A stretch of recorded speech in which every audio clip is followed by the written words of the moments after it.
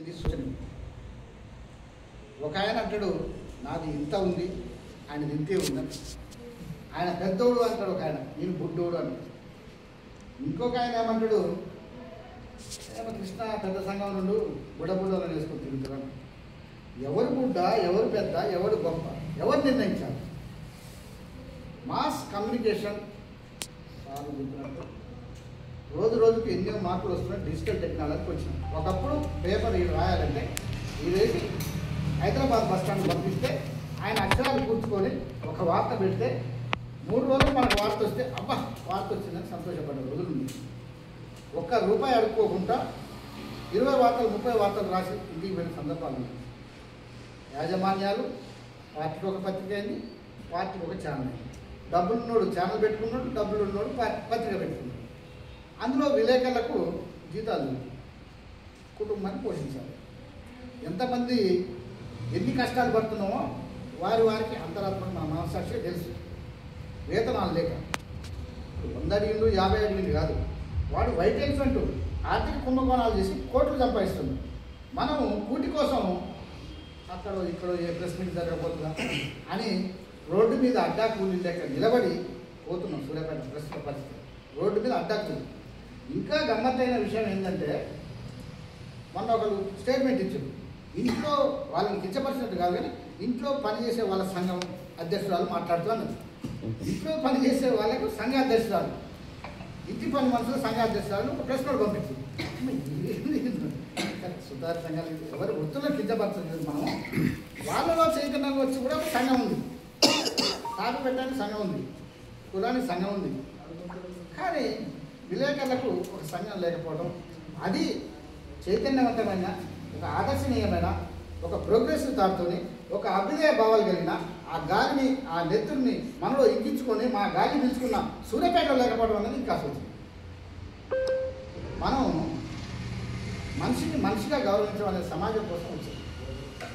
రాజ్యాంగం ఉన్నది, ప్రతి వ్యక్తికి హక్కులు కల్పించేది, ఫండమెంటల్ రైట్స్ ఉన్నాయి, వ్యక్తికి స్వేచ్ఛ ఉంది. ఆ ప్రకారం పోదాం. మనిషిని మనిషిగా గౌరవించకుండా నువ్వు ఎన్ని చేసినా వేస్ట్. మానవవాదం అనుకోండి, మానవతావాదం అనుకోండి, మనిషిని మనిషిగా చూడమంటావు.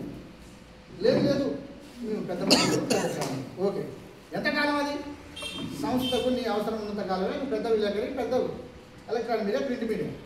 మరి అది అయిపోయిన తర్వాత నెక్స్ట్ ఇంకో మామూలు పత్రిక వస్తారు, నెక్స్ట్ యూట్యూబ్ పెట్టుకుంటుంది. అసలు వాళ్ళ దృష్టిలో యూట్యూబ్ మీడియా కాదు, డిజిటల్ మీడియా కాదు, ప్రింట్ మీడియా కూడా చిన్నతనంలో పత్రికలు ఓన్లీ పెద్ద పత్రికలు ప్రింట్ చేసేది. ఇవాళ ఒక పత్రిక తేవాలంటే ఎంతో వ్యయ ప్రవేశాలు కూడుకున్న పని, ఆర్థికంతో కూడుకున్న పని. సరే విలువల గురించో విలేకరుల గురించో తర్వాత మాట్లాడాలి, తేలేని పరిస్థితి ఉంది. కానీ సోషల్ మీడియా తెల్లారులేసి పేపర్ చదివేటోళ్ళు తగ్గుతున్నారు, తెల్లారులేసి టీవీలు పెట్టేవాళ్ళు తగ్గుతున్నారు. తెల్లారులేస్తే చేతుల్లోనే నీకు అస్త్రం ఉంటున్నది, సమాచార అస్త్రం ఉంటున్నది. టీ షాప్ ఓపెనింగో, ఇస్త్రీ షాప్ ఓపెనింగో, బట్టల షాప్ ఓపెనింగో, మంగళ షాప్ ఓపెనింగో అందరూ వస్తారు. ఆడ పెద్దవాళ్ళు అనే వాళ్ళ ఛానళ్ళు కూడా వస్తారు. పెద్ద ఛానల్ అనే శాటిలైట్ ఛానల్ మొత్తం ఉంటుంది. వాళ్ళు సైడ్కి నిలబడతారు. ఈ చిన్న ఛానల్ ఆయన పోయి యజమాని కాడ పోయి అన్న వచ్చిన ఏదో ఒకటి అంటారు. అంటాడు, లింక్ పెడతారు, వార్తకు న్యాయం చేస్తాడు, తీసుకున్న డబ్బులకు న్యాయం చేస్తాడు. కానీ ఆ పెద్ద శాటిలైట్ ఛానల్లో ఆ వార్త వస్తుందా? మీకు ఒక్కోసారి ఎమ్మెల్యే మాట్లాడుతున్నా పెద్ద ఛానల్ కవర్ చేయలేదు. కానీ ఈ చిన్న ఛానల్లో చిన్న పత్రికల పీడిఎఫ్లలో ఎమ్మటే వార్త వేస్తాం. మనం ఆ ఇచ్చిన 100కో 200కో మనం న్యాయం చేయగలుగుతాం. వాళ్ళు ఆ న్యాయం చేయలేదు.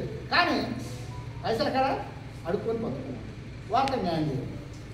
రేపు ఇచ్చిన ఆయనగా 35 మందికి ఇచ్చిన ఏందన్నా 6 కట్టికలే ఉన్నాయి, 6 ఇట్లా కూడా యూట్యూబ్లో వచ్చినాయి, ఒక 6-10 వచ్చినాయి, ఏదన్నా అంటారు.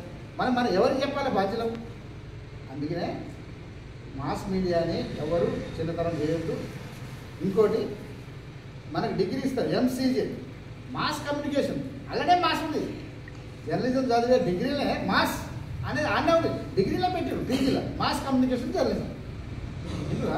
కాబట్టి ఆ మాస్ కమ్యూనికేషన్ జర్నలిజాన్ని మనం ఆ విధంగా ఉంచుకుందాం.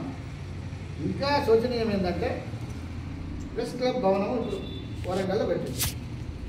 అది ప్రెస్ క్లబ్ ఉంటుంది. విలేకరులు ఏదైనా ఫంక్షన్ అయితే ఫ్రీగా చేసుకుంటాం. శారీ ఫంక్షను, పుట్టినరోజు, మ్యారేజో పైన చేసుకుంటాం, అన్నీ ఫ్రీ. వేరే ఏ ఫంక్షన్లకు 50,000 1,00,000 రూపాయలు పెట్టాల్సిన అవసరం లేదు. మనం అట్లా ఒక హాల్ ఉంచుకోవాలి. సూర్యాపేట జిల్లా కేంద్రానికి ఎక్కడి నుంచి వస్తారు విలేకరులు, ఆయన సూర్యాపేట ఉండాల్సి వస్తుంది. పోయి 500 పెట్టి 1000 పెట్టి రూమ్ తీసుకొని ఉండలేదు. ప్లస్లో పడుకొని పొద్దున పోతాడు, రూమ్ ఏర్పాటు చేద్దాం, పక్కన బాత్రూమ్ ఉంటుంది, లెట్రిన్ ఉంటుంది, వేసుకొని చేసుకుంటాడు. అధిపతి వస్తారు, చెస్ ఆడుకుంటాడు, క్యారమ్ ఆడుకుంటాడు, వస్తే కూర్చుంటారు, పత్రికలు ఆర్గనైజేషన్ చదువుతారు. కాబట్టి ఇప్పుడు పబ్లిక్ క్లబ్ కావచ్చు, ఇంకో క్లబ్ కావచ్చు, రిసార్ట్స్ కావచ్చు, ఇవన్నీ ఏమిటి సార్ చెప్పినట్టు ఒక సేద తీరి మనం ఏంటి అని వృత్తి నుంచి వచ్చి ఆడ కూర్చొని భావాలు పంచుకోవడానికి జరిగే ఒక వేదిక. ఆ వేదిక ఇక్కడ లేదు. మనకు గతంలో శంకుస్థాపన చేసారు, ఓ 45-50 లక్షలు బిల్డింగ్ ఫండ్ వచ్చిందని చెప్పారు. ఆ ఫండ్ మళ్ళీ వాపసు పోయిందని చెప్పారు. మరి ఇంకోటి సంగతి ఏంటంటే కొందరు అనుకునే వాళ్ళు 10 సంవత్సరాలు అధికారం ఉండదు. మరి సూర్యాపేట ప్రెస్ క్లబ్ గురించి అప్పుడు సందర్భం రాలేదు. 10 సంవత్సరాలు మీరే అధికారం, మీరే బిల్డింగ్ కట్టవచ్చు, మీకన్నా డబ్బులు ఉన్నాయి, కానీ ఎవరు ముందర పనిచేశారు. ఈరోజు ప్రభుత్వం మారినాక అలా కింద చేయొచ్చినాక ఇంకొక ఆయన పైకి వచ్చినాక పైకి కట్టేస్తారు. ఇప్పుడు మీరే ముందని మళ్ళీ అప్పుడు ముందన్నారు.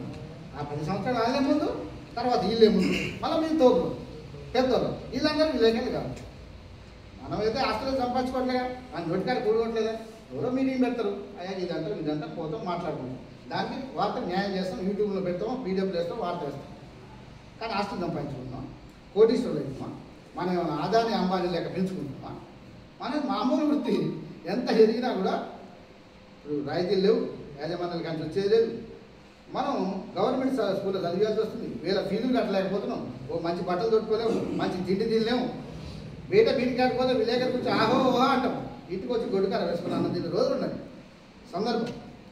మరి వేతనాలు యజమాన్యాలు ఇవ్వరు, మీరే ఆడుకోరండి, మీరే ఆడుకోరు కాకుండా మీరు మాకేం ఇస్తారన్న యజమాన్యాలు ఉంది. ఇప్పుడు నేను విలేకరు పెట్టినావు, నువ్వు మాకు ఎంత ఇస్తావు, నెలకెంత పంపిస్తావు. ఇప్పుడు అట్లా టార్గెట్ పెట్టి ఇన్నిట్లో మనిషి సలసల కాలుతూ ఒక విలేకరి ఉట్టుకొచ్చి ఎందుకు వచ్చినవరా నాయన, ఎందుకు ఈ బాధ ఏంది అని వస్తే మళ్ళీ ఇలా కులాలు, కుటుంబులు, మతం, భాష ఇవన్నీ మళ్ళీ వేరేసాం. ఈయన మావోడు, ఆయన వీలోడు, ఈయన తక్కువ ఆయన ఎట్లా వస్తారు జర్నలిజం, మీవే ఉండాలి, ఇక్కడ కూడా పట్టు మాదే ఉండాలి. ఈ కులం ఏమిటి, మతం ఏమిటి, ఒక ప్రోగ్రెస్ స్టార్ట్ లేకుండా సమాజం వెళ్ళిపోతుంది. అంతరిక్షాన ఇల్లు కట్టుకునే కాడికి వస్తున్నాము. అక్కడ టెక్నాలజీ ఉంది, ఇంకా కులాన్ని పట్టుకొని మతాన్ని పెట్టుకొని ఆ రెండింటి మధ్యన మనిషిని విడదీసి ఇంకెంతకాలం. అతను చెప్పినట్టు భావం విశాలంగా ఉండాలి, హృదయం విశాలంగా ఉండాలి.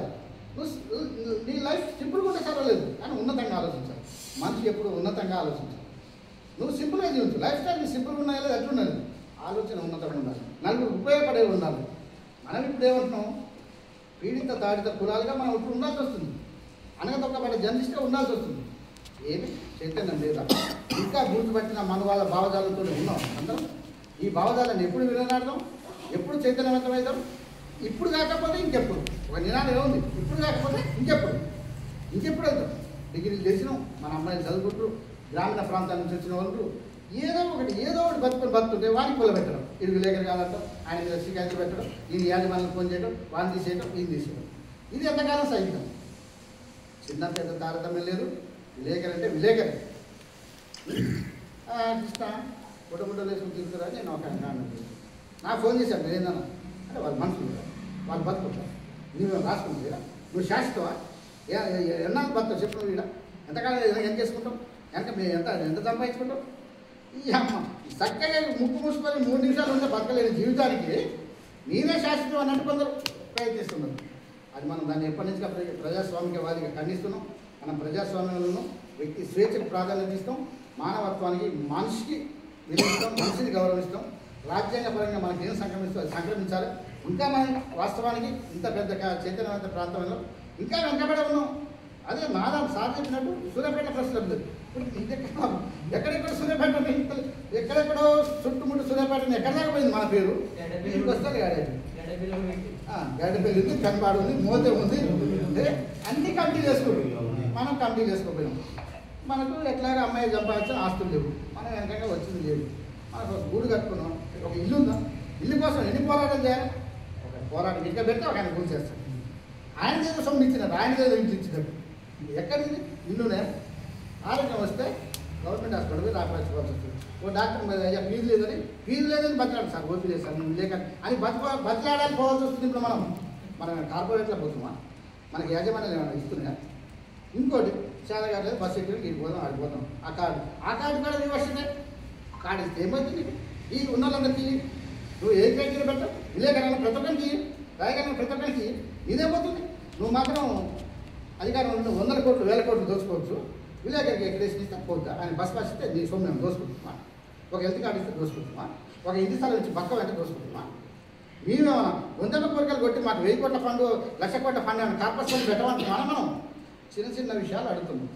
అందుకనే పాలకుని యొక్క ద్వంద్వ వైఖరి, పాలకుని యొక్క మనల్ని నిద్రపుచ్చి ఆ మాటన కొన్ని సమాజ రుగ్మతల మాటన మనల్ని కులం మాటన మతం మాటన విడదీసి పరిపాలించి నిద్రమత్తులో ఉంచి మీకు కావాల్సిన మందు ఇస్తున్న తాగు, మీకు గంజా ఎంజాయ్ చేసుకో, మీకు ఉచితంగా పథకాలు చేసుకొని మనం ప్రశ్నించకుండా ఉండదు. సార్ చెప్తున్నాడు బాధితుల పక్షాన ప్రెస్ అనేది బాధితుల పక్షాన ఉండదు. ఎప్పుడు పీడితుల పక్షాన బాధితుల పక్షాన, వేరే పక్షమే లేదు. ప్రజలకు ప్రభుత్వాన్ని వార్తలు ముందు ఆ పక్షంలో ఉండాలి, మనం చేసుకోవాలి. అందరిని కలుద్దాం, మనం కూడా కలిసిపోతానికి మనం వ్యతిరేకం కాదు. మీరు వద్దంటే మాత్రం మన కలిసి మనకు ఉంటాం. కలిసిపోతానికి మనం వ్యతిరేకం కాదు. అన్ని శక్తులు కలుపుకోవాలి. విలేకరి అన్న ప్రతి ఒక్క మనిషికి ప్రెస్ క్లబ్లో సభ్యత ఉండాలి, ఆడ ఉండాలి. మీరు కాదన్నప్పుడు మా సంసారం సంసారంలో మాకు కుటుంబం, మా సంసారం మా. కాబట్టి ఈ దిశగా ఆలోచిద్దామని వచ్చిన మిత్రులందరికీ ధన్యవాదాలు చెప్తూ మరొకసారి మీటింగ్ మనం ఇదొక ప్రాథమిక అవగాహన కోసం మీటింగ్ పెట్టినాం. మనం వచ్చి